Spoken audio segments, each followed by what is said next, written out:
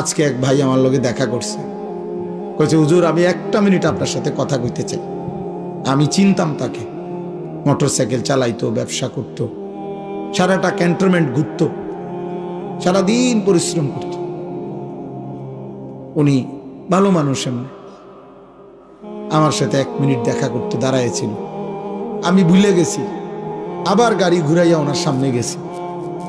বললাম কি সে ভাই? কয় চেহারাটার দিকে তাকাইয়া বলল যে হুজুর আমি মনে হয় আর বেশি দিন বাঁচবো না, আমার এমন মারাত্মক রোগ হয়েছে যে আর বেশি। উনি একটা কাগজ দিছে, আমার ছেলে মেয়েগুলোর নাম আপনার কাছে দিলাম, আপনি একটু দোয়া করেন। বলছে আমার মেয়েটা একটু বড় হয়ে গেছে, বড় হয়েছে, আপনি যদি পারেন হুজুর একটা কোনোদিন আমি যদি নাও থাকি, না বাঁচি, আমার মেয়েটার জন্য একটা ভালো ছেলে দেখে। আমি তাকাইয়ে রইলাম।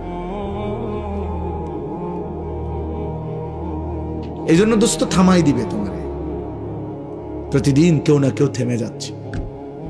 অনেক আনন্দ, অনেক হাসি, অনেক ফুর্তি, অনেক সুস্থতা থেমে যাচ্ছে। তুমিও থেমে যাইবা।